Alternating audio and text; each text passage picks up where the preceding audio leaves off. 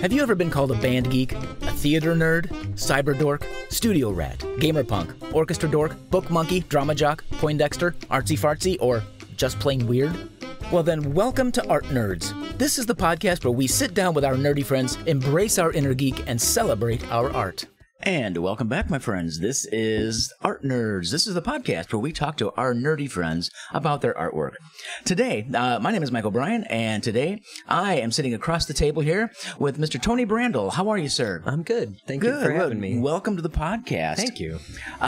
Tony is a very unique in his artistry, so I'm going to let him introduce himself. First question, what is your art? So I do work under the title of The Rabbit Hero.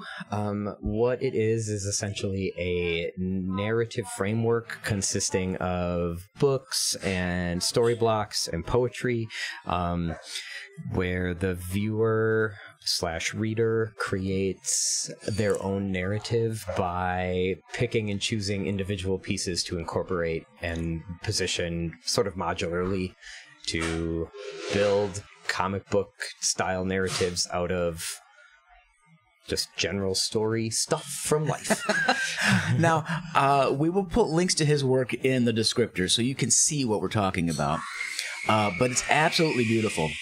Absolutely Thank beautiful. you very much. Yeah. And to help describe to the audience a little bit, it's just a lot of small wood blocks. Yep. About the size of like a deck of cards. Yeah, some bigger, some smaller, some roughly. Bigger, some smaller.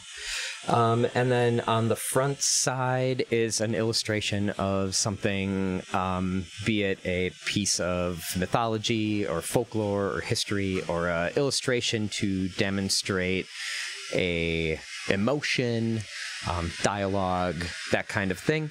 And then the back has those things: dialogue, some poetry, the name of a character, the description of the landscape, what have you. And then the blocks are stacked together to create a three-dimensional comic, like a sequence of panels that then create a narrative. Yeah, and it's fun because you go to his booth at the art show, at the art fair, and you start playing, and you want to just put them in order, and you just want to play. That's my goal. Is that the goal? Yeah. In fact, where it started was I was asked to do a lesson in visual poetry at a college near my hometown of Sheboygan, Wisconsin. And that lesson was accompanied by an art exhibit, and so what I made was these pieces of illustration of just characters of my own that I made up as a little kid, because I needed something to build off of to meet with these students and have them understand what a visual poem was and how to make one. And so they were essentially meant to be prompts for this visual poetry exercise. And while I was making them, I was sitting in my room one night, and the light bulb went on that hey, you could take other stories and incorporate them into this framework and just make it available to multiple people who can just build their own, do exactly that, but with stories they're already familiar with, like folklore and history and mythology, to kind of prompt the creative exercise. And so from this aspect of play that I was doing with these students, it just blossomed from there. Yeah, because I'm just fascinated by the interactiveness, because it's almost like your childhood blocks. Yeah. Put together some of your favorite comic books. Yeah. It's kind of the feel I get. And I don't mean to insult that with the idea of comic book. I'm a huge comic book fan. Okay, so, good. A lot of my major influences come from that. Not all of them, but a lot of them come from there. So that's definitely not an insult in any way. Okay. Yeah, because you get that feel of this magnificent comic book that you can rearrange and play with, and I love it. Absolutely. Thank you very much. It's just so much fun. So it all came out of this visual poetry class. This visual poetry class. It was a teacher, two professors at Silver Lake College. That one was visual art and one was poetry, and they were kind of joining their classes together for a lesson on visual poetry. And so one of the professors was in my cohort at graduate school, and she reached out to me because while we were in the cohort is when we learned about visual poetry, and I just like glommed onto it immediately. I was like, this is it. This is what I want to explore. And so all my work in this cohort sort of centered on this visual poetry component. And so when they wanted to create this lesson, she was like, oh, I know exactly the person to talk to, because this is what he focused on specifically. So was that just a light bulb moment in that classroom? Yeah, definitely. I was going to say, because what was there anything that led you up to that prior to that? I mean, because you mentioned on your website that you've been, or I've talked to you, yeah, and you've been doodling since you were a kid. Yeah. So to just kind of chart the process for this, it's going to go way back. But so the reason why everything is called the Rabbit Hero is when I was 7 years old, I created this character based off of something my dad said. He groused about some rabbits in our yard and how there's no point in having a garden because they just ate everything in it. For the record, we no longer have a garden. My father no longer has a garden for this exact reason. But his voicing his frustration about rabbits getting in our garden prompted this interest in that idea. And so I would make crayon comics or take existing picture books and things that I had, and I would draw a rabbit that was running through other stories. Like I would make a Batman comic. This is around 1989. Okay. And so I was like into the Batman movie. Oh, sure. And I made Batman comics and would put this rabbit in, or like a Night Before Christmas comic that had this rabbit in. And he didn't really have any specific purpose other than he was like there to help out. And from that point, he just kind of stuck around, and his personality changed, and I made him into a superhero where I did like an anthropomorphic superhero comic, and when I was around 11 or 12, similar to Yusaki Yojimbo, if Yusaki Yojimbo was a superhero rather than a samurai. And that led to, in my 20s, I made a little bit more like of a serious undertaking with that same rabbit superhero character. None of them ever really clicked, and I had a hard time kind of finding my voice in that way. But I would do be part of art shows, and I would make like wall hangings that would incorporate this rabbit character, and his name was just the Rabbit Hero, but he would change. Right. Like when he was a superhero, his name was Phaserface. Phaserface. Yeah, because he wore like the goggles that shot laser beams. That's brilliant. But like as I got older, I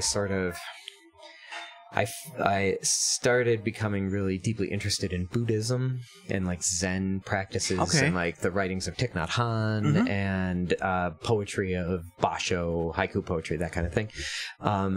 And so the Rabbit Hero characters, sort of the superhero component, started to butt up against the like Zen practice. Oh, interesting. And I like refined him down and simplified him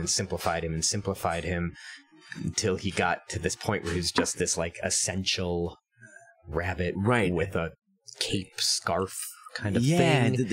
And he doesn't ever talk, he's very like stoic, but his purpose is to move between stories the way he was originally. Like he would bounce around between all these different does he have I like the fact, number one, that we're talking about him like he's in the next room. Yeah. I mean, in a weird way, he kind of is.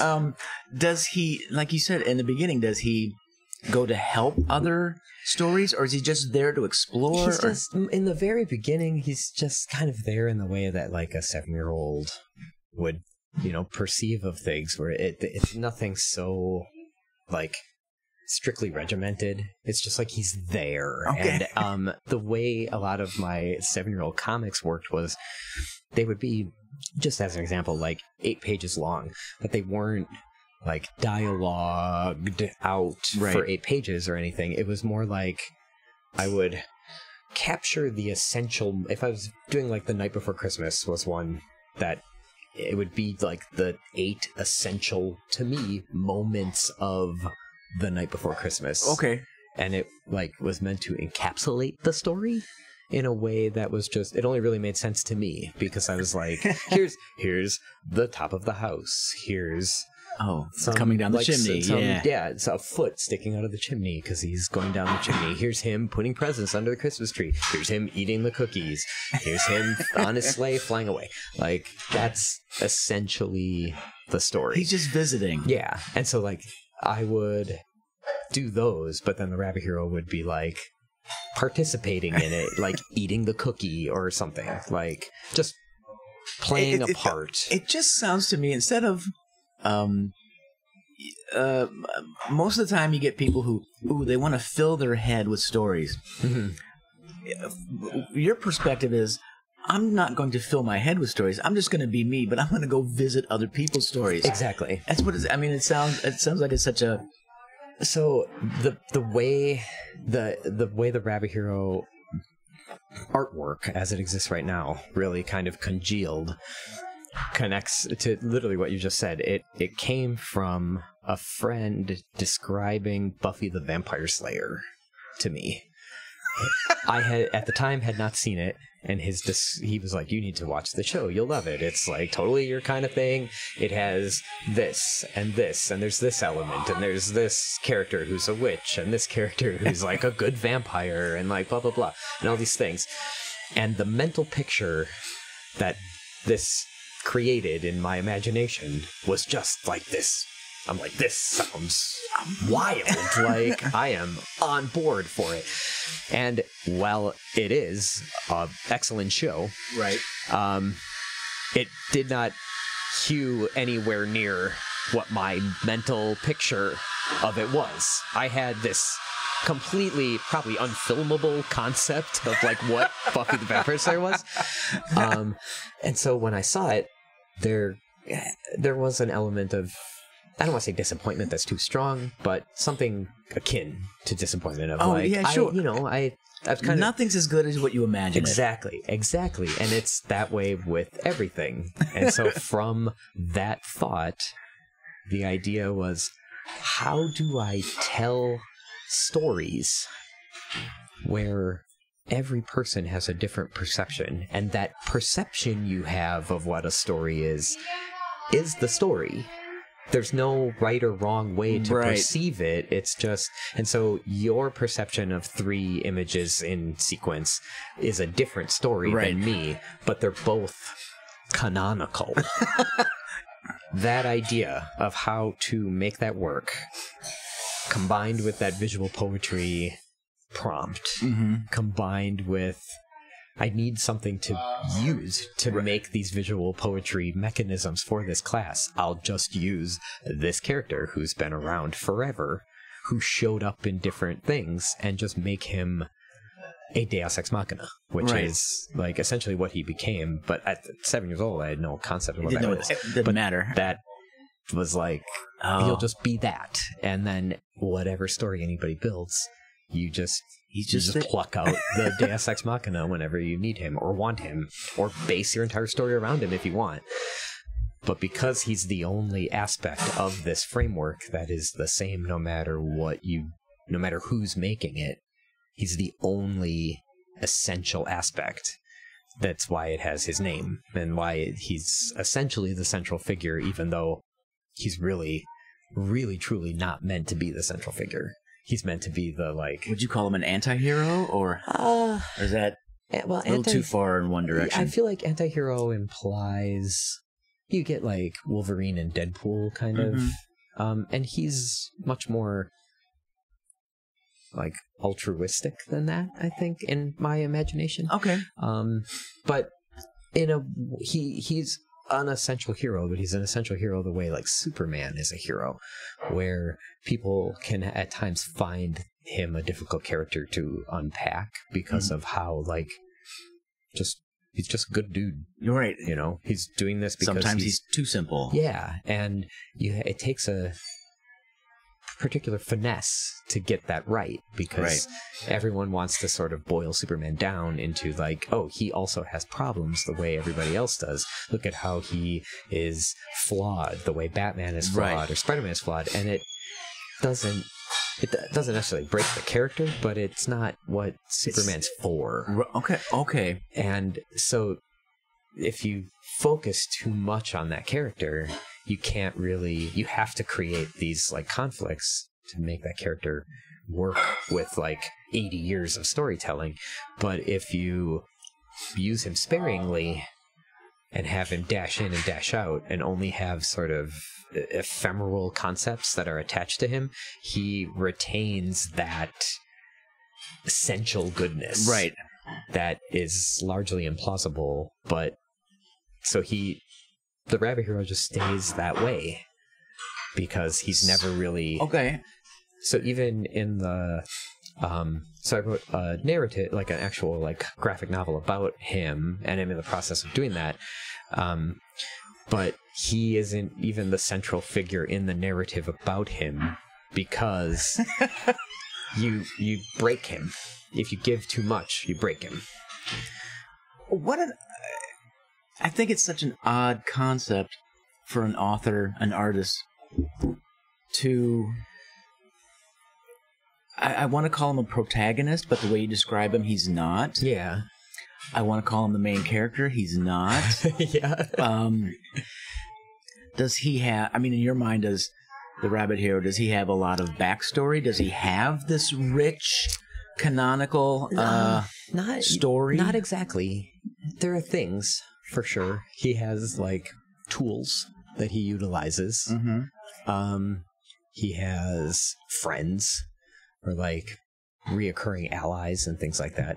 And in that respect, I have relationships that he has developed between certain characters. But by and large, he's meant to serve as a model more than a protagonist. He's meant to be like the thing to emulate, the like altruistic sense that he brings to his adventures is sort of, it's like using cleverness and using compassion to solve problems. That is a model to try and utilize yourself to enrich your own life and the lives of those around you, as opposed to being a character that is made to be as lifelike as possible. Okay, I teach theater, and when we get into story structure and things like that, we always go through what is protagonist versus antagonist. Mm-hmm. And I teach that a protagonist is not necessarily the good guy, not necessarily the hero, but the protagonist is the character that the audience experiences the story through. Would that apply? Yeah, I think not in every single case, because there are definitely, like the Rabbit Hero graphic novel, the main character is a little girl named Amy Miss, and she is clearly the protagonist of the story, but the Rabbit Hero serves as her inciting, her MacGuffin, essentially. Okay. But in the story block instance, the description you just gave is 100% the Rabbit Hero. Okay. Like, he is the protagonist of the three-dimensional story block framework. He is definitely the protagonist by that definition. Okay. But he doesn't even necessarily need to be. He's not locked in. If you find a creepy monster block and you want that to be your protagonist, and you don't want the Rabbit Hero to be a participant in your story at all, he can be removed entirely. This podcast is going to make less and less sense as we go on without a pile of your blocks. in front of us. Yeah, it is. You might have to be my first video. There is an aspect of that for sure. The visual element is so lost on this podcast, and I apologize, but it's so fascinating because, again, just listening to you talk and having seen your work and played with the blocks a little bit, the Rabbit Hero is... I mean, you can build any story, you can create any story, but there's this tiny, and despite what the story is, there's this tiny little safe space in the Rabbit Hero that for the creator, the storyteller, the reader, he just seems like that little... He's an oasis. Yeah. Of whatever you need him to be. Whatever you need him to be. And that the unbridled creativity is a joy. Yes. But it helps, I feel, to have just a small tiny little thing to get... Tiny little anchor. A little anchor to come back to. A ship in the storm, so to speak, of like... just a complete... You can get overwhelmed by... I can go anywhere with anything. You know, sitting down to write something, a play, a book, a poem, what have you, make a painting. There's always a story at work. But if you're building that story whole cloth out of your imagination, you're completely free to do anything you want. And so that freedom can be oppressive, daunting. Yeah. And so you having anything to sort of work off of which is why, to kind of dovetail into, once I incorporated folklore and history and mythology into the framework, then it became not just a matter of like selling my art, but also like telling people about narratives that they may not necessarily have been exposed to, or like folklore or history from areas of the world that they've never looked at because they don't think to do it. You know, we're given very specific, like most people know Greek mythology. It's pretty standard, but not everybody thinks about like Hasidic Jewish stories or the Yoruba people of Benin in Nigeria have a pantheon that is equally as amazing as Greek or Roman. Well, not everybody knows about those. Right. And they don't know to look for them, even. Right. One question we get, the more of these art nerd interviews I do, the more the question of audience comes up. In the sense that, number one, do you have an audience that you aim for? Do you have a target? I mean, it's a very corporate speak. Target audience. I don't actually. Any audience I think it would have, it doesn't. Like, it seems like it would be a thing that kids would really like, and they do, but they're not the primary audience. Because I've got 2 daughters, and matter of fact, I met Tony through my daughter and my wife, and my kids are in their mid to late 20s, and they adore your work. I mean, Maggie. No, I'm serious. Maggie has at least 2 on her shelf at home, and we're always looking for you at the market on Saturday mornings. Thank you. But yeah, I joke frequently that my demographic seems to start with like teenage girls and go to like elderly women, but there are like men in their 20s and 30s and 40s and like little boys and teenagers and, you know, non-binary people, everything. So you're not aiming for anybody. You're just telling your stories. I'm just doing... This is the thing in essence, maybe not this exact expression, but this character and this like way of like being able to tell my own stories, quote unquote, has just been the primary thrust of what I've wanted to do with my life. And everything I've done in some way has been in service of that goal, even if it was working at Starbucks, to get to this point. And so I just make what I want to make, essentially, and trust that people will come along for the ride. And they do, which is magnificent. So your primary audience is yourself. Myself. Okay. Myself. The things I would want to see in the world. Like, just for example, I'm a fan of Jack Kirby.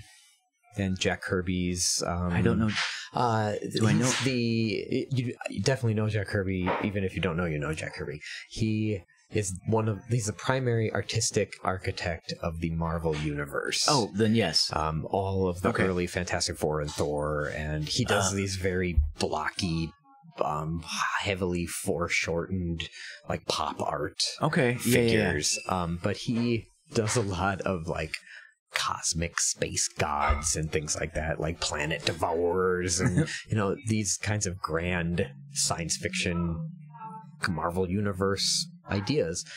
But so as a fan of his, I've seen Jack Kirby's interpretation of Norse mythology and of Greek mythology, but I never got, he passed away in the early 90s, and I never got Jack Kirby's interpretation of the pantheon of the Yoruba people, or of, I'm blanking on, of Japanese mythology. I never got his version of those. So it's fun for me to just, what do I think Jack Kirby's version of that would be? And make that for my own enjoyment, and make these pantheons or these characters that he essentially never got to or wasn't interested in or what have you, just because. But you're curious enough to know what he would have done that you're going to do it yourself. I'm just gonna, because it's one of those instances, like, so I am a white male, and I want very much to have people who are from these backgrounds create these stories, but in lieu of seeing them in the exact expression that I'm imagining them, I just make them that myself. Mm-hmm. And then eventually I have in instances found comics or like original stories written from people of the Yoruba background who are writing about Shango, and that's incredibly exciting because I see a different interpretation, but that interpretation isn't with this, say, Jack Kirby lens. And so I'm just curious about it, and so it's a single drawing to sort of explore that, or a sequence of single drawings rather than like a whole book series, or because I'm not enough of an authority of that background to be able to dive in that deeply. Right. On the other end of the audience question, do you get to I mean, you're interacting with one of your audience right now. Do you get to interact with your audience? Do you get that? I do.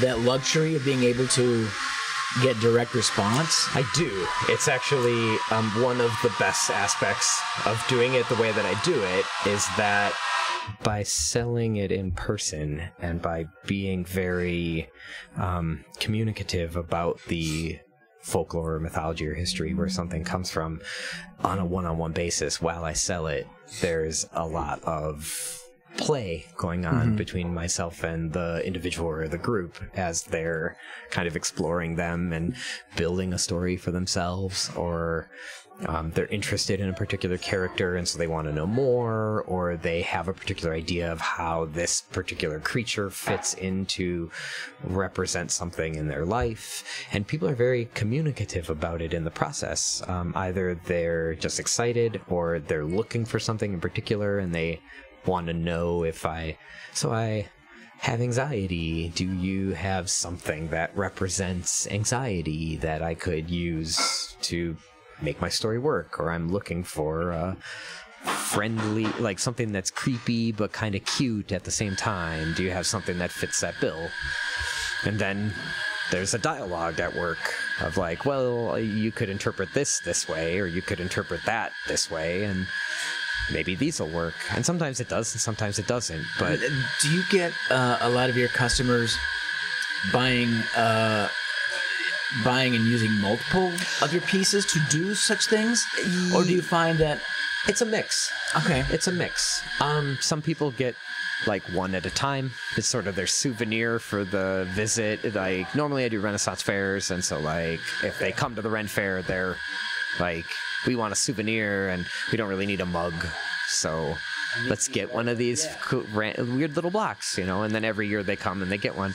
Some people, one of my personal favorites is there's a couple from around here. I don't know where they're from exactly, but they come to the Renaissance Fair near here.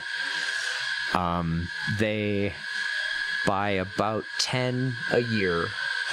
Really? And they keep them in a trunk, and every night at bedtime their child picks 3, and they make up a bedtime story based on the 3 that absolutely that their son marvelous. And I love that. To me, I'm like, I have completely co-opted that for my daughter. I'm like, we bought a shelf for her nursery, and I just pick like 10 or whatever fit on the shelf, and I'm like, today we're gonna make a story about a friendly bugbear who doesn't want to eat runaway children. He just wants to hang out with his dog friend or whatever, you know. And so that's because that sounds like exactly your intention. That's exactly my intention. Right. That's exactly my intention. Because I was saying, because I know my daughter has some of your pieces, but she's a storyteller. You know, that's her job too. She's a sound engineer, and she does all this kind of great stuff that way, tells stories through audio. But she likes her visual elements, and she doesn't use them for stories. She just uses them because she sees herself in the couple pieces that she has. And that's great, because that is a story. Your story. Your life is a story. And experiencing them that way and using them to sort of fableize your existence that's part of it. That's what we live every day. That's amazing. I wasn't expecting that answer, but yeah. What I really love is I had a friend that I house sat for, and he had maybe like 5 of them, I think, 4 or 5, in front of his TV. And I was house sitting for about 4 or 5 days, and I just would be sitting on the couch, you know, watching TV while hanging out with this fish and stuff. And I would just look at the sequence he had, and randomly, maybe my second night there, I was like, I know what your story is. I get it. I can, knowing him and being such good friends with him and seeing the way that he chose to place them, I'm like, I know exactly what you're trying to convey with these, and that's amazing. Did you learn something new about him? Not exactly, but I saw the way I saw his perspective, and I saw sort of what he was hoping for, what he wanted out of life, and how he defined that. Wow!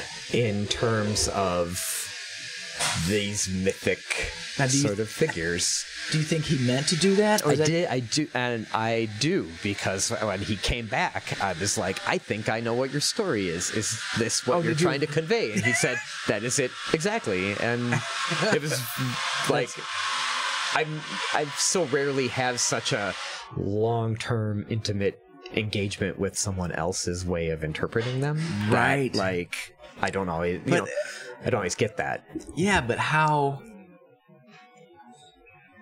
good does that do your heart as an artist? Yeah, it's great. It was that was really one of the moments where I was like, okay, this weird idea actually works. It does work. It's not just like, yeah, this is what these blocks do, and it's not like a crazy concept you anymore. need It's to just a have real Tony's crackpot mind to be like, oh yeah, totally, that's how that works. It's like, no, that actually translates to other people's experience, not universally, but enough so that there are people who are like, that is exactly what I want to do with these.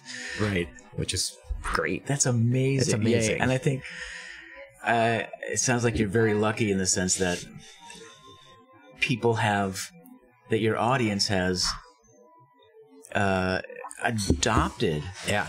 I mean, without knowing it, some of them just, okay, yeah, it's your story. They came along for this tiny little block of artwork has part of your story hidden inside of it. Yeah. And that it is inherent in the fact that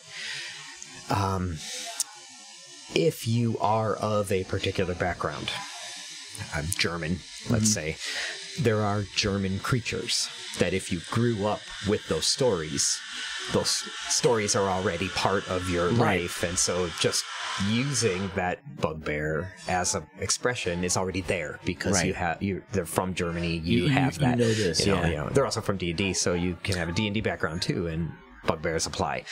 But at the same time, if you don't know that background, you are understanding that character by the context in which it is presented in Rabbit Hero. And so I can tell you that background, but you can just as easily take it in a different direction.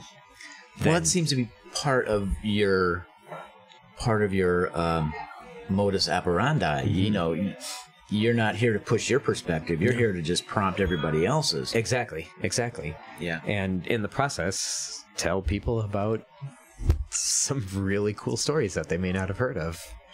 Absolutely. Which I mean, having seen a lot of your prints a lot of your blocks in one place, like, oh, look at this guy, and you turn it over and there's this little saying, little piece of poetry, a line or two. I was like, wow, and you just. Yeah, and it makes you think, makes you wonder. I think that's... Well, and I think one of the things that works in its favor, and it would not work if it didn't possess this, is that when I make them, that's when I get to play.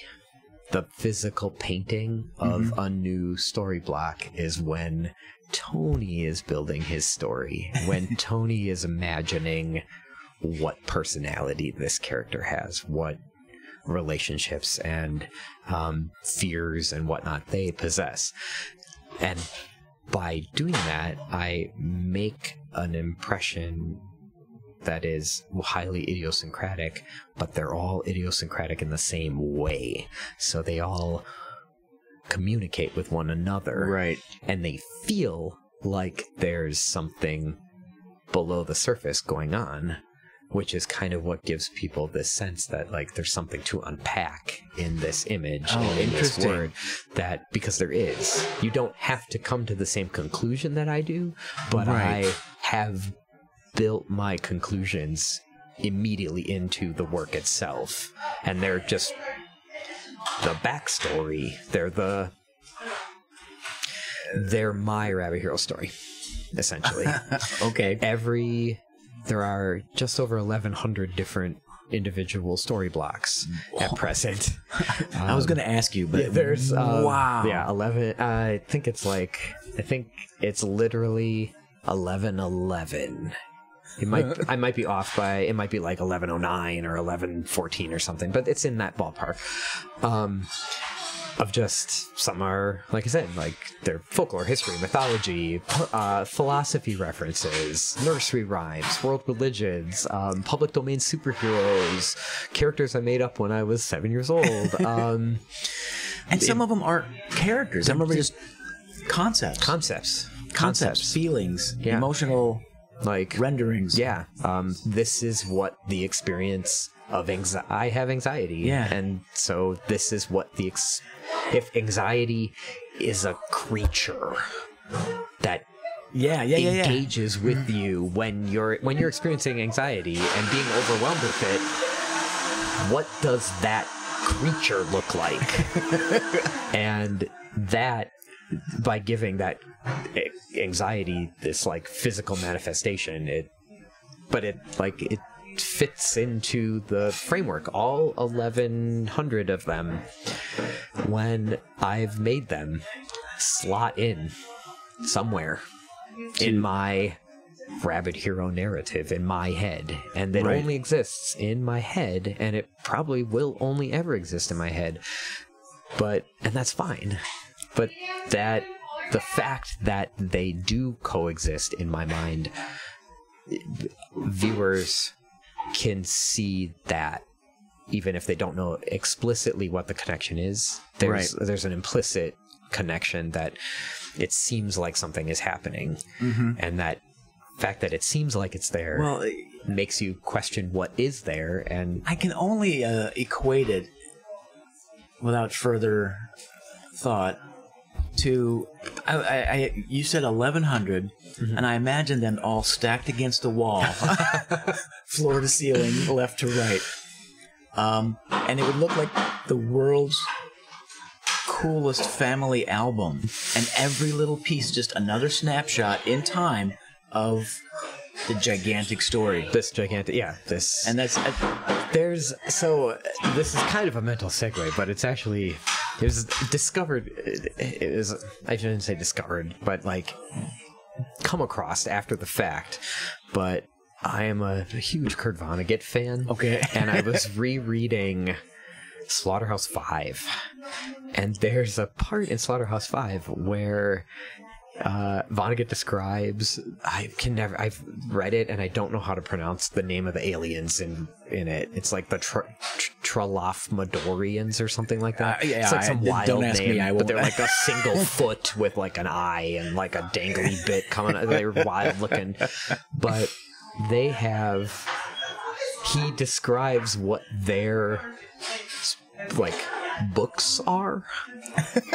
and they're like, they have no beginning and they're no end, but they're like these like snapshots of experiences that they see in the fourth dimension, so they view all of them instantaneously, and so it crafts like a mental picture of that's how their story is told, is by seeing these individual isolated incidents stacked on top of each other in time, but perceived simultaneously, which makes them like, they get their story like instantaneous, because they can.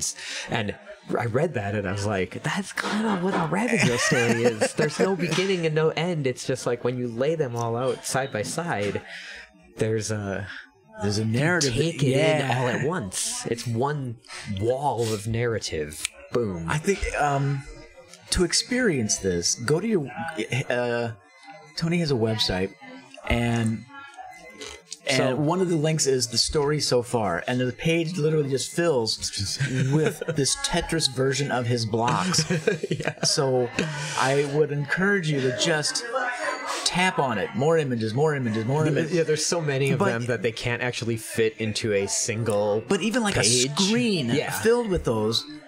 I found myself, I was actually looking at it this morning, getting ready for this, and it was like, and I'm looking at it like, I'm looking for the connections, like, oh, I know, okay, there's brothers, there's sisters, there's aunts, there's uncles, there are characters that are like appear on multiple I don't know how Wonder Woman fits into it, but it's fascinating. So this is actually worth mentioning. So I no longer do any pop culture characters. Oh, really? Yeah.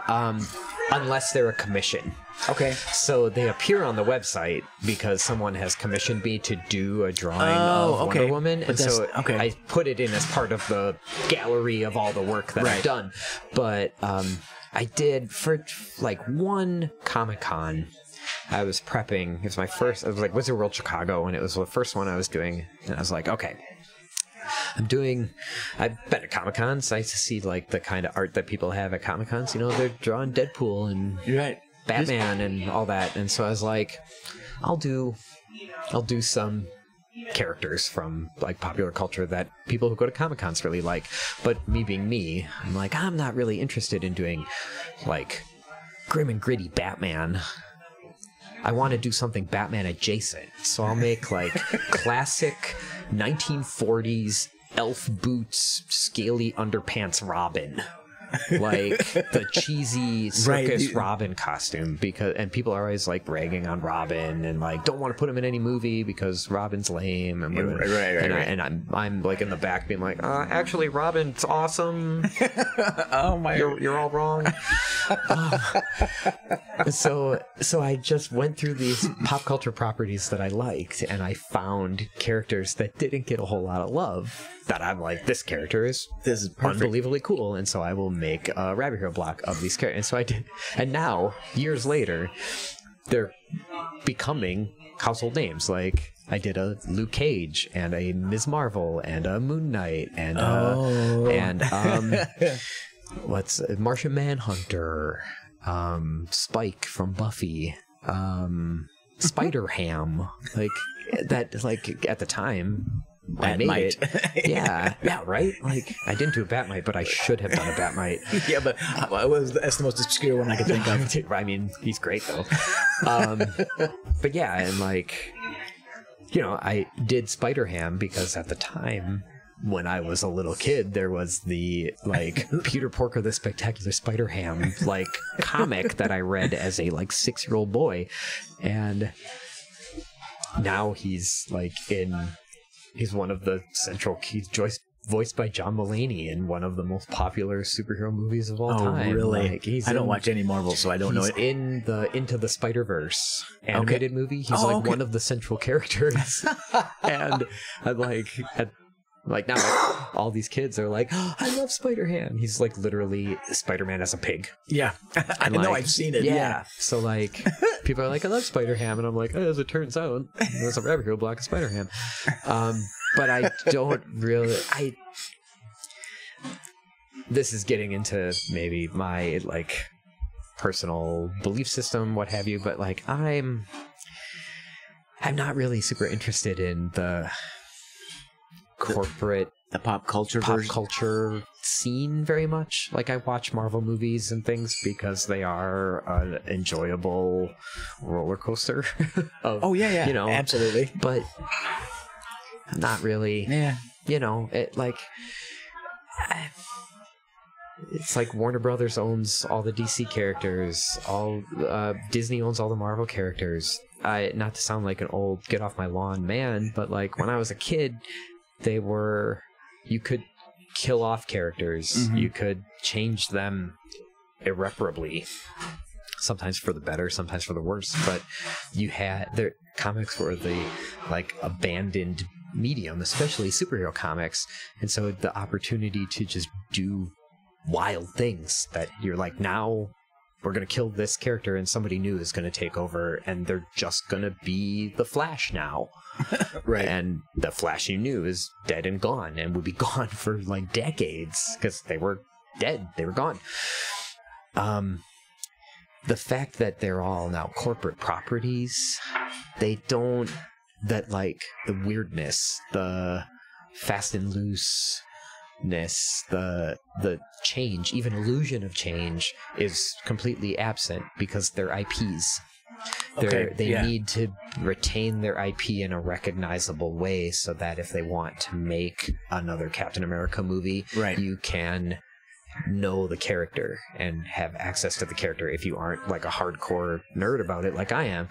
And I get that, and that's fine, but it's not for you. It's not for me. Yeah. I found a superhero comic called Copra, Copra, by an artist named Michel Fife, and it's basically I'm not doing it justice. It's phenomenal, and I'm not doing it justice with this description, but he basically he made analogs of existing DC and Marvel characters and made his own.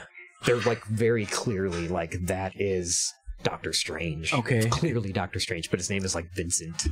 You know, he doesn't have a like, but you can't look at him and not in the context of the story and not see Doctor Strange, and makes his own super, like, there's like 43 issues of it. It's like but he writes it, draws it, letters it, colors it, prints it, distributes it all himself, and just has built a superhero universe out of these analogs of, but he can have a Marvel character, an analog of a Marvel character and an analog of a DC character exist in the same world, because he's not beholden to anybody's except his own creative impulse. So if he wants to kill off somebody, it's like the main character for the first like 5 issues, just you can kill them off and then they're just gone for good. They're never, like, oh, I really liked that guy, and now he's just gone. It's fun to watch you describe this because you are so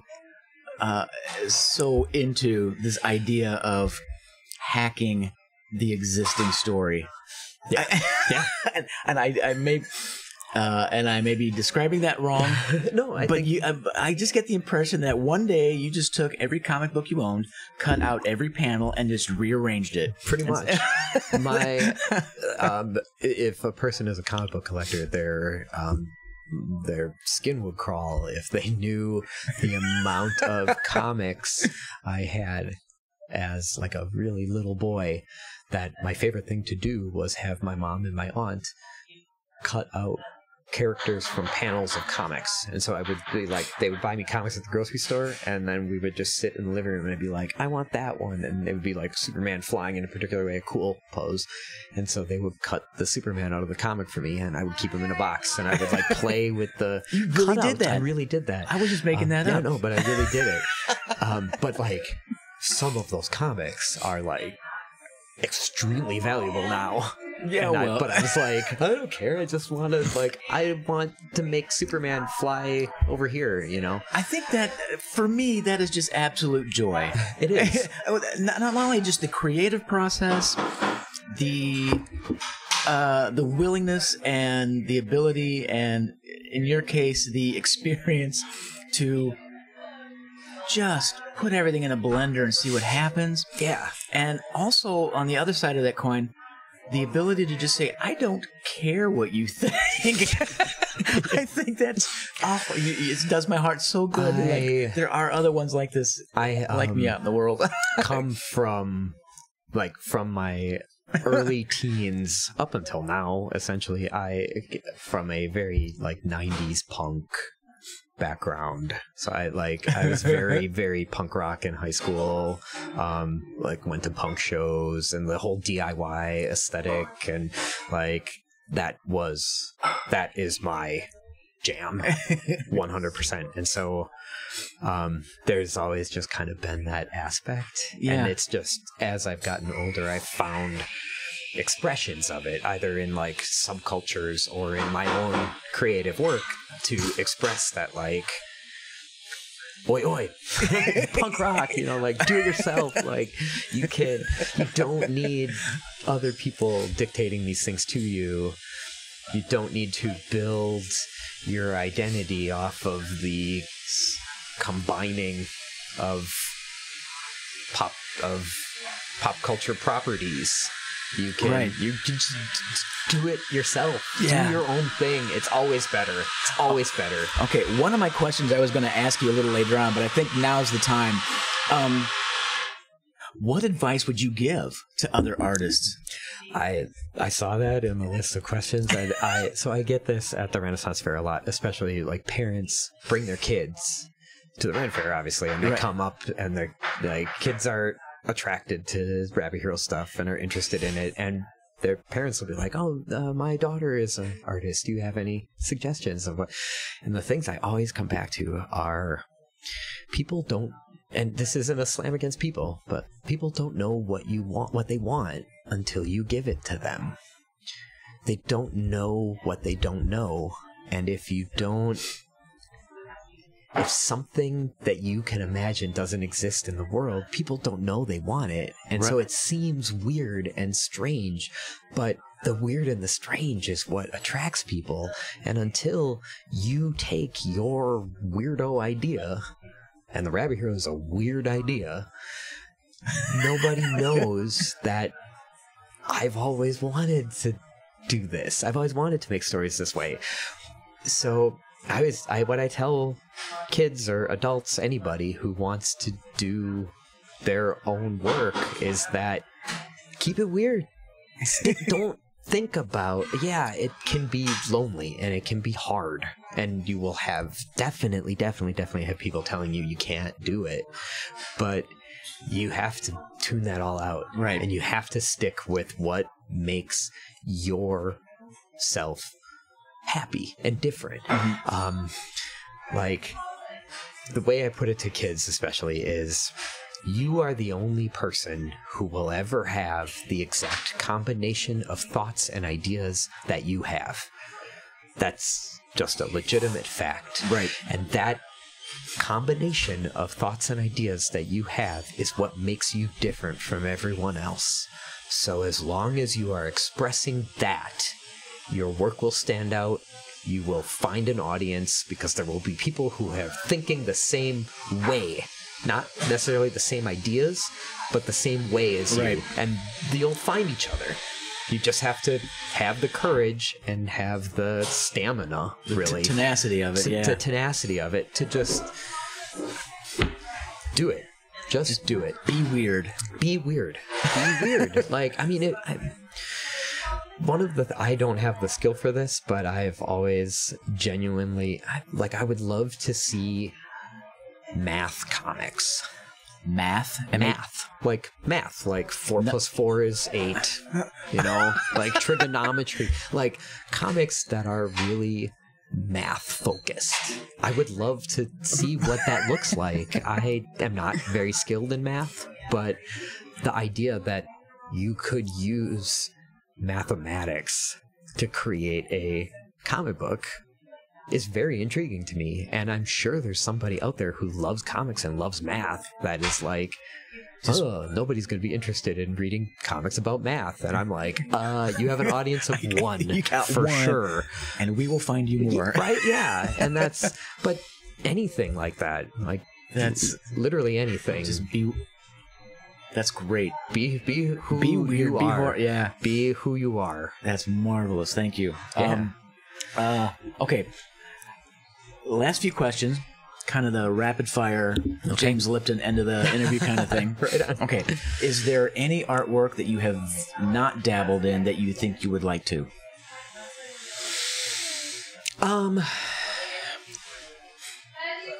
having a hard time thinking of anything I haven't dabbled in. Whether or not I've never made a film. Oh, interesting. And I feel like it would be very... I don't know if I could do a good job with it. But that could be fun. I could see that being enjoyable in a way. It's at least intriguing. It's intriguing. I had a film study class in high school, and I always had these grand ideas of what I was going to do for my film study movie, and inevitably what I ended up making was a movie about a suitcase full of underwear that kept changing hands. Like, super nonsense. You know, like, people are carrying around this briefcase and running like, this guy has it, and then he leaves it somewhere, and someone else picks it up, and you don't know what's in it until the very end. Somebody takes it and opens it, and it's just, like, full of dirty underwear, and you're like, what? Why? But I had these ideas of, like, this is the way I could film a science fiction movie with, like, you know, no budget and a bunch of people. But so or an animated thing would be really interesting. Yeah. I've always had kind of an idea of what I would do if I could make not even a Rabbit Hero movie, but like a animated short. Okay. But I just don't have. Actually, in the process of this, I can't play a single musical instrument. And boy, let me tell you, I would love to be in a punk band. I would love to be in a punk band. Okay, you had mentioned that earlier. Like, I'm trying to picture you in a mohawk. Just like a hot second. I had one in high school. Just like a hot second. But yeah. Cheap guitar, 3 chords. How hard could it be? Right? Like, I mean, I learned how to play Every Breath You Take on bass. It's pretty. Okay. It's like press the string and pluck. Don't press the string and pluck. Back and forth. But yeah, I think Long answer to I think I would want to be in a punk band. Okay. I think I would want to be in a punk I band. can see you in a punk band. Thank you. Your energy is just about right. Is there any artwork that you know you would never want to attempt?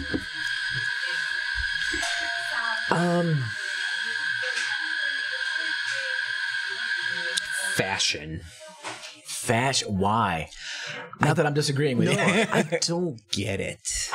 I just don't. I dress the same way I did when I was 15. I don't understand. I understand insofar as I understand the artistic impulse and I understand what creative expression is. And so I don't need to get it, quote unquote, or, scare quotes, get it for it to, be valuable and be of use to people, however you want to define that. But being that when I see fashion in it's expressed, I don't know what the impetus is. Are you demonstrating a grasp of the materials? Are you demonstrating a way? It feels like you're using the model as a canvas, but I don't know what the expression is trying to convey. And that makes sense. That absence of understanding makes it other and like foreign to me in a way that I like. It just doesn't really appeal to me. Interesting. It's interesting, but not enough to explore. One, two, I don't do any. I'm a terrible photographer, and I kind of hold photography at a distance, specifically because I like the fact that when I see a photo, I either like it or I don't, based solely on its impact on me emotionally and mentally. There's no understanding of how the lighting, like, I know how you make a painting. Right. I don't know how you make a photo. I don't understand exposure and all that kind of stuff. Right. And because all those things are so foreign to me, I can just appreciate it in this rawness of just like, I don't like that picture, or I love that photo, and I don't really know why, I just love it. I intentionally don't learn about photography so that I can magic always retain the like seeing a photograph and be like, that's awesome, and like, oh, that's garbage, but like there's no reason why I feel that way. It's just like in my gut. And then I would venture to say that almost every artist understands that initial, oh yeah, cool, yeah, reaction versus something like, it doesn't really, and that's fine. Like nothing needs to get everybody's attention, but yeah, photography. Like my wife takes, like just on her phone, takes like phenomenal photographs. Yeah, and I'm like, I've tried to take a picture of our baby, and I'm like, I'm with you. Blurry and yeah, I'm a live theater guy. I can't work through the screen. yeah, right. That remove is very. It is. There's something to get over with that remove that isn't there when it's theater or painting. Or... Yeah, absolutely. This might be another whole episode of the podcast. Having talked to you this far, why do you participate in art? Not just your art, but in art, in the big ethereal. I mean, it's the whole reason to be here. I mean, really, like there are loads of things you need to do to survive, but what do you survive for? Like, if there's no beauty and art and expression, you're literally no different than my 2-month-old baby who poops and sleeps. That's essentially what it becomes. Right. Like you need a reason to get up in the morning, a reason to go to your job. You don't go to your job because you might go to your job because I go to my job because I love it. But you do the things you need to do to exist in the world and exist in society because there are things that give you joy. And those things are fundamentally art. All of them. I would agree with you. So, I mean... Okay, that was a lot easier than I was expecting. I'm a philosopher at heart. Clearly. So I think about things like that on the regular. Yes, you were ready for that one. Mm-hmm. Last question. Where can we see some of your art? Okay, so I have a link tree, which is, if people aren't familiar, it's a one-stop shop website to get you to all my social media and online presences. It's linktr.ee/The Rabbit Hero. I have a Facebook and an Instagram. I have a regular.com website that's just therabbithero.com. And I have a Patreon where I do patron engagement for determining what folklore I research and write about. I do patron engaged comics, that kind of thing.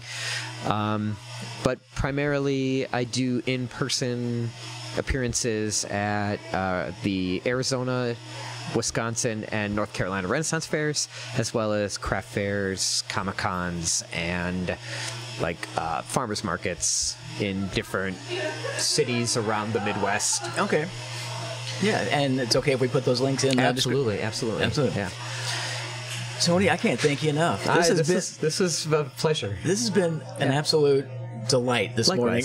Thank you. Yeah, thank you. It's been really fun. Thanks for having me. Thanks for hanging around and geeking out with us. If you enjoyed the show, hit the like and subscribe buttons. And more importantly, join the conversation and leave us a message or comment. We'd love to hear about your nerdy art. Thanks again, and join us next week for more Art Nerds.